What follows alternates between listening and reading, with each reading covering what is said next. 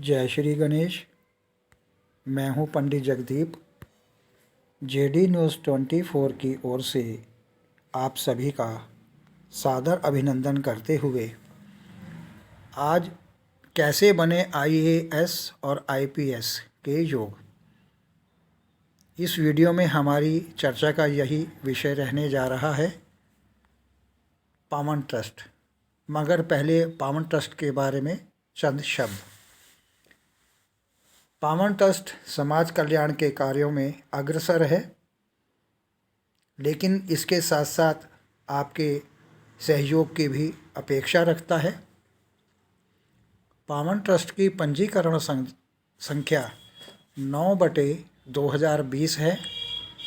किसी भी प्रकार के सहयोग के लिए 9318682393 एवं 7018797214 पर आप संपर्क कर सकते हैं। पावन ट्रस्ट में अपनी सामर्थ्य अनुसार सहयोग राशि HDFC बैंक खाता संख्या 5010377254 IFSC कोड है HDFC 0001438 पांवटा साहिब, हिमाचल प्रदेश में आप भेज सकते हैं। जेडी न्यूज़ 24 के वीडियो देखने के लिए हमारे इस चैनल को सब्सक्राइब करना और बेल आइकॉन हिट करना न भूलें। और अब वैदिक ज्योतिष शास्त्र, वास्तु शास्त्र, अंक शास्त्र, लाल किताब, सामुद्रिक शास्त्र, हस्त रेखा, जन्म कुंडली विश्लेषण व रत्नों के परामर्श हेतु आप संपर्क कर सकते हैं। हमारा संपर्क सूत्र है 9318682393। अन्य संपर्क सूत्र है 7018797214। और अब उक्त जानकारियों के उपरांत आते हैं मूल विषय, कैसे बने आईएएस और आईपीएस के योग। प्रतियोगी और उच्च पदों की परीक्षा में सफलता हेतु सर्वप्रथम पूरी तरह से उस परीक्षा में सफल होने के लिए दृढ़ निश्चय होना, पराक्रमी और अत्यंत बुद्धिमान होने के साथ साथ जातक की जन्म कुंडली में लग्न, षष्ठ और दशम भाव का बली होना और इनके भावेशों का शक्तिशाली होना भी अत्यंत आवश्यक है। यह तृतीय भाव भावेश व जन्म कुंडली में उच्च स्थान पर प्रतिष्ठित होना भी महत्वपूर्ण है। प्रतियोगी परीक्षा में सफल होने के लिए जातक की जन्म कुंडली में सबसे पहले लग्न का बली व शक्तिशाली होने के साथ साथ लग्नेश का उत्तम स्थान पर स्थित होना भी अति आवश्यक होता है। उसके बाद जातक के कर्म के भाव देखा जाता है, जो कि दशम भाव होता है। इस भाव के भावेश की प्रबलता के अनुसार माना जाता है कि जातक का व्यवसाय क्या होगा और वह उसमें कितना सफल भी होगा। जिन भावों के स्वामी दशम में होते हैं उनमें भी पर्याप्त बल मिल जाता है। यदि जातक की जन्म कुंडली में लग्न की स्वामी बलवान होकर दशम भाव में बैठें या दशम भाव में सभी शुभ ग्रह हों और दशम भाव का स्वामी बली होकर अपनी या अपनी मित्र राशि में होकर केंद्र या त्रिकोण में हो तो व्यक्ति दीर्घायु होता है और उसका भाग्य राजा के समान होता है। उसकी रुचि धर्म कर्म में होती है तथा वह यशस्वी भी होता है।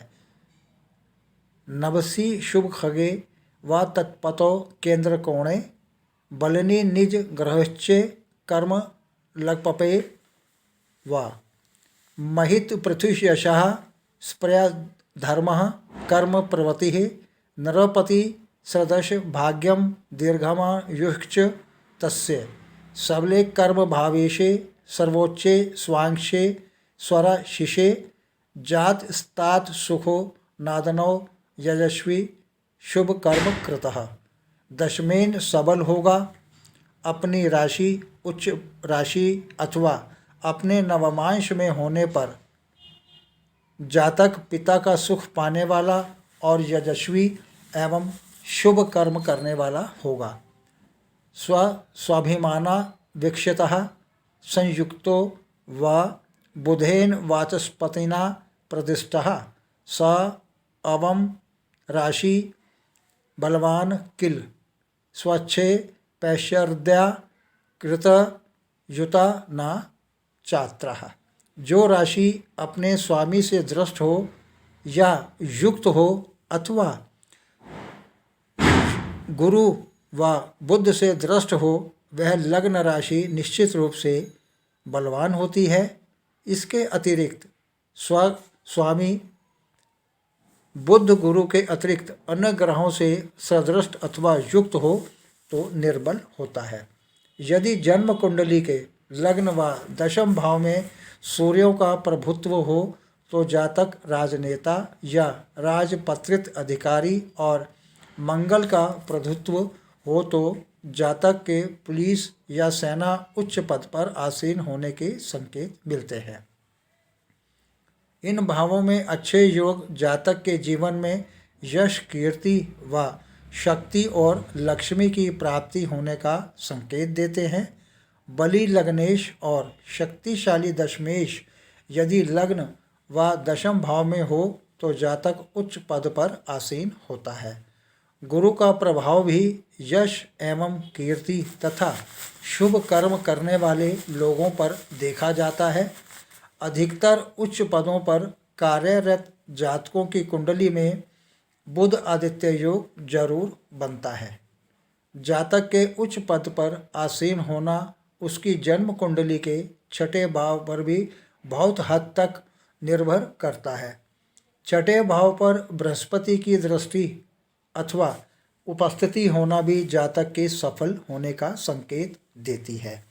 यदि दशम भाव पर छठे भाव और भावेश का प्रभाव हो तो जातक के शत्रु परास्त होते हैं और सेवक स्वामी भक्त होते हैं। दशम भाव की 6, 7, 9 और 12 में भाव पर अर्गला होती है जिसके द्वारा दुश्मन, नौकर, वैभव तथा निद्रा प्रभावित होती है। उदाहरण के लिए चाणक्य ने कहा है, जिस राजा के कर्मचारी वफादार होते हैं उसे कभी कोई परास्त नहीं कर सकता। नई नौकरी की शुरुआत देखने के लिए पंचम भाव की पड़ताल अति आवश्यक है। पंचम भाव जातक की योग्यता, शक्ति, सम्मान और राज्य की योग्यता के कारण को दर्शाता है। यह पूर्ण उच्च शिक्षा का भी भाव है। एकादश प्रथम, द्वितीय और अष्टम की दशम भाव पर अर्गला होती है, अतः यह भाव भी महत्वपूर्ण होता है। पंचम भाव दशम भाव से आठवां होने के कारण कार्य का प्रारंभ और उसकी अवधि को प्रभावित करता है। जन्म कुंडली के दशम भाव में कोई भी ग्रह उत्तम फल का देने में स्वतंत्र होता है, लेकिन जन्म कुंडली के नवमांश और दशमांश कुंडली का भी लग्न कुंडली की भांति सभी तरह के योगों की अच्छी तरह पड़ताल करने पर ही पूर्णतः फल कथन किया जाना चाहिए। आर्थिक त्रिकोण 2, 6, 10 भाव पर निर्भर करता है, अतः इनका प्रभाव अत्यंत ही महत्वपूर्ण होता है। आगे प्रभु इच्छा आगामी वीडियो नए प्रसंग के संग ऑनलाइन परामर्श उपलब्ध। आपकी समृद्धि की कामना सहित पुनः जय श्री गणेश। जय श्री गणेश। मैं हूँ पंडित जगदीश।